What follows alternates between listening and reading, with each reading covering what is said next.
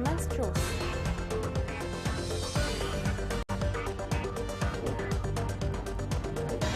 Government adopts new measures to deal with the Houthis as a terrorist group.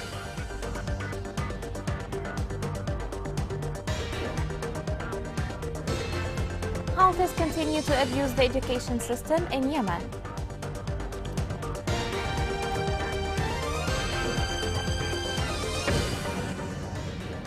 Welcome to Yemen Today TV. This is the English news with me, Rushan Fuad. In a statement issued by the U.S. State Department, the U.S. has attributed the longest period of peace in Yemen since the civil war to strong diplomatic cooperation with regional partners, especially Saudi Arabia. The Fang report gives more details. The U.S. attributes the longest period of peace in Yemen since the civil war began in late 2014 to strong diplomatic cooperation with regional partners, especially Saudi Arabia. After being extended twice for 2-month intervals, a UN-brokered national ceasefire that went into force on April 2nd brought about 6 months of relative peace. However, Yemen's warring parties were unable to reach an agreement on an extension beyond October 2nd. Yemen has had the longest period of relative calm since the war began over 8 years ago, the U.S. State Department said in a statement. It said this was the result of strong diplomatic efforts between the United States and our partners, including Saudi Arabia. The U.S. statement came as Tim Lunderking, Washington Special Envoy for Yemen, traveled to Saudi Arabia and the UAE this week to help efforts to restore and expand the UN-mediated truce in Yemen. We remind the Houthis that the world is watching their actions and urge them to cooperate with the UN and listen to Yemeni appeals for peace, the State Department said. Shortly after the truce expired, the rebels threatened a return to armed activities. According to Yemen's government, combat on the front lines has reignited. The only path forward to ending 8 years of destructive war is through a durable ceasefire and political settlement that allows Yemenis to determine the future of their country, the department said. The United States and Europe have pushed Yemen's Iran-backed Houthi rebels to extend the ceasefire. The UN envoy to Yemen, Hans Grunberg, warned that the truce's expiration will worsen the country's condition. Grunberg expressed optimism about the truce's restoration and urged both the rebels and the government to participate in negotiations. According to the UN, the war has caused the world's worst humanitarian crisis. Aid agencies estimate that 23.4 million people, more than 70% of the population, require humanitarian aid, with 12.1 million in critical need. The Bulgarian government has strongly condemned the Houthi militia's attack on Adabba port, describing it as a flagrant violation of the law of the Red Sea. The Bulgarian Foreign Ministry called for stopping the escalation and concluding a new truce agreement so that there are no Yemenis deprived of basic necessities. The Yamni cabinet has implemented executive procedures for the reconstruction of ministerial plans to satisfy the demands of the phase in its political, military, security, economic, and humanitarian rights. This report has more details. The Yemeni cabinet has implemented a number of executive processes and programs for reconstructing ministerial plans in response to the decision to designate the Houthi coup militia as a terrorist organization. The new executive processes and programs, according to the official Sabat News Agency, include reconstructing ministerial plans to satisfy the demands of the phase and its political, military, security, economic, and humanitarian rights. Furthermore, the adopted set of measures will take recent developments, the reform's track execution, and the level of services given to people into account. The cabinet also approved the development of a plan using established procedures to make sure that the classification of the Houthi militia as a terrorist organization has no negative effect on trade, the national private sector, or the uninterrupted flow of goods and food. This will be done in a way that protects the lives of civilians in Houthi-controlled regions. Yemeni Prime Minister Ma'in Abdul Malik has instructed that the ministerial proposals be implemented as soon as possible. He advised focusing on rebuilding the state and putting a stop to the Houthi coup, which was backed by Iran. He also updated the cabinet on the outcomes of his meeting with the EU mission and ambassadors from a number of EU nations accredited to Yemen. Abdul Malik emphasized the international community's clear view of the Houthi militant stubbornness and rejection of all efforts to extend the humanitarian truce and find a political settlement. The ongoing Houthi threats to national economic facilities and civilian infrastructure in Yemen and neighboring countries will be dealt with firmly to protect the capabilities of the Yemeni people, international navigation, and global energy stability. Abdul Malik reinforced appeals for the international communities to intervene in Yemen's domestic affairs to avoid Iranian meddling. The Prime Minister also demanded that Tehran comply with UN agreements forbidding assistance for terrorist groups in Yemen. The Houthis has begun their persistent efforts to change the school curriculum for 6 years. When a committee was formed to alter the curriculum to follow up on changing the syllabus in private and governmental schools. This report has more details. Since 2015, the Houthis began their relentless efforts to change the school curricula. Such a sensitive case was supposed to remain away from the conflict, as it is associated to the young generation. The areas ruled by the Houthis have a high population density, and Sana'a is the largest among them all. It has a population block of sectarian, regional and political spectra. Besides, it's not only areas that are limited to a particular sect or ideology. And this means that the Houthi group compel people to change their religious, intellectual and political beliefs by force. And there is no choice but to accept reality. 6 years ago, a committee was formed to review the curricula with the representatives of the minister to follow up on changing the curricula in private and governmental schools. The Houthis first started to change the curricula of history to underestimate the Yemenis' pride of their well-known historical ancient civilization and glorify their imam's reign. At the beginning, the changes were minor, but in the school year of 2021 and 2022, they issued a modified curriculum for Islamic studies, the Quran and social studies for the primary stages. This curricula introduced new lessons and modified or deleted original lessons that included civil rights, the role of women in society, and the history of influential figures who shaped the history of Yemen. It's a war on everything and planting the seeds of their ideology into children's minds that grew up in the shadow of war and will take a long time to alter. The General Secretary of the Arab League expressed concern over the cholera outbreak in Yemen. He appealed to the international community to act immediately to provide urgent health assistance to support Yemen's health sector and to strengthen their ability to confront this dangerous disease. The technical teams have completed the project of maintenance of traffic safety on the right-hand sea road in the temporary capital of Aden.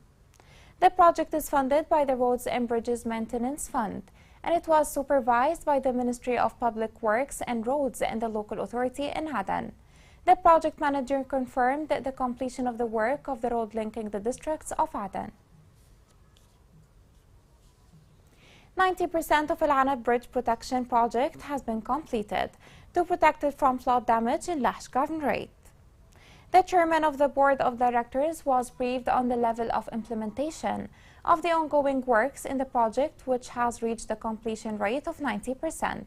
The consultant engineer gave an explanation of the ongoing work in the maintenance of the bridge, which is being implemented by the Public Roads Corporation. Coming next.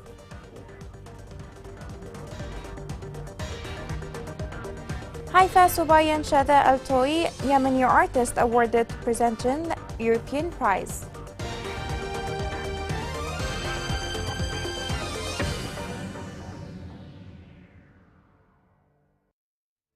Yemen, the worst famine the world has seen in 100 years.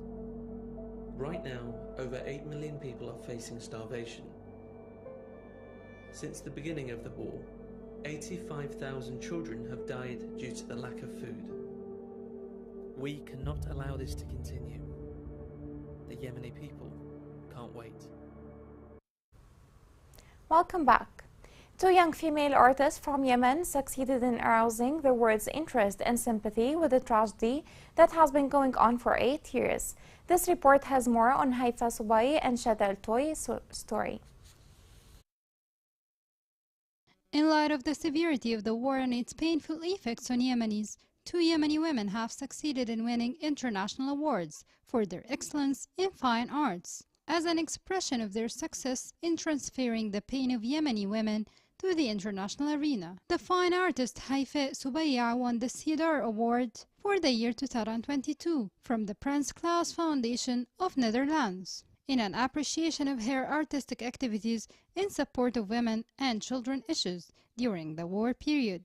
And Shada Al-Toi won the Scottish Woman Award for shedding light on some Yemeni issues such as the displaced, women, and coexistence through her awareness-raising activities and her work. But the real prize for them is that the issues they discuss to be considered by the decision makers to end the war in Yemen and address the catastrophic situation that Yemenis are experiencing. The war in Yemen has dire consequences for everyone. Women and children are the most affected, and these artists are suffering like any other women in Yemen. So they have devoted art to play its role in these difficult circumstances to convey the present reality in a way that shows the true tragedy. They stress that their drawing message seeks peace, as Yemeni people deserve a decent life and a state that preserves the dignity of the citizens. The countless tragedies that the war produced were enough to destroy everything, and everyone is tired of war, so it's time for Yemenis to have some respite through these promising artists who convey a message of peace to the whole world. The Undersecretary of Ma'rib Governorate discussed with the representative of World Food Programme expanding the humanitarian program's interventions. During the meeting, the agent valued the great role played by the World Food Programme through its office in Ma'rib in assisting the local authority by covering part of the food needs of the displaced people. The Undersecretary stressed the need to diversify the humanitarian interventions of the World Food Programme in Ma'rib in order to include livelihood programs. Citizens of Ma'rib Governorate face difficulty when receiving money transfers in hard currency. This report has more details. Thousands of Yemeni families depend on remittance, illegal practices and methods followed by exchange shops in Ma'rib Governorate with the aim of obtaining double profits adds more burdens to the citizens suffering from the differences in remittance between Aden and Sana'a, which amounted to 110%. When anyone goes to exchange stores to receive the money someone has transferred to them, they take 14% commission on every 1,000 riyals. We met a citizen after he obtained an amount transferred from his brother, which was 700 Saudi riyals, and after completing the transaction to obtain it, he was unable to take his money transfer in the Saudi amount, and he was forced to take it with the local currency exchange. Somebody transferred 700 riyals to me from Saudi Arabia, but I didn't receive it because the exchange store wanted to take a commission. Citizens in Ma'rib Governorate are subjected to pressure to obtain their remittance, the effects of which are reflected on the national economy and on a large segment of society. The concerned authorities are completely aware of what citizens are exposed to due to illegal practices by money exchange shops, yet oversight is still absent. The Defense Minister held an extensive meeting with a number of directors of departments in the temporary capital, Aden. In his guiding speech to the leaders of the armed forces, he stressed raising the combat readiness against the Houthi terrorist attacks.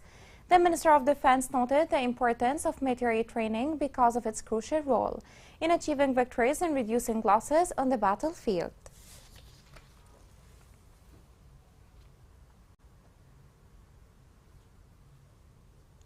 A European study revealed that the Houthis stand against the traditional commercial companies to take over the commercial field. The study said that the Houthi policies have created an atmosphere for corruption amid a decline in commercial growth indicators. They added that the new Houthi trade do not pay taxes and their activity grows at the expense of the owners of companies. A technical team from the World Health Organization completed a week of evaluation for medical supplies in the temporary capital, Aden. The Undersecretary of the Ministry of Health stressed the importance of evaluation in raising the efficiency of the authority and its workers. He also praised the strong partnership between the Ministry of Health in its various sectors and the World Health Organization. The conflict in Yemen has made it very difficult for women and girls to access medical services. This report gives more details. The healthcare system in Yemen has been severely weakened. About half of the health facilities in the country are out of service, while many of the functioning centers have very limited capacities. 8 years into Yemen's armed conflict, violence, economic hardship, and deteriorating health services and infrastructure are increasingly preventing women and girls from receiving essential health care. According to UNICEF, less than half of all births in Yemen today are attended by skilled health professionals. Also, reports show that 1 mother and 6 newborns die every 2 hours in Yemen due to pregnancy complications and causes that are almost entirely preventable owing to limited or no access to healthcare services. In addition, about 73% of estimated 4.2 million people displaced in Yemen since the conflict began are women and children. Displaced women and girls face additional economic and social vulnerability, resulting in limited access to basic services, including adequate health care for chronic disease treatment. Currently, more than 20.1 million people out of a total population of 30.5 million lack access to basic health care. Only 51% of the country's healthcare facilities are still operational. Violence complicates patients' ability to access life-saving health care. Pregnant women, newborns, and children, who are among Yemen's most vulnerable citizens, are increasingly arriving in medical facilities too late. Women who have lost their husbands as a result of years of conflict have become hesitant to travel to seek health care, particularly if they live in rural areas, for fear of being attacked or harassed on their way. Here is a reminder of the main headlines. U.S. Special Envoy visits the region to push for extending Yemen's truce.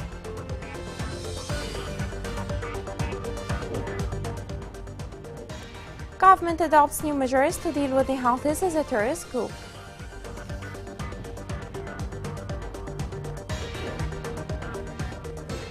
Houthis continue to abuse the education system in Yemen.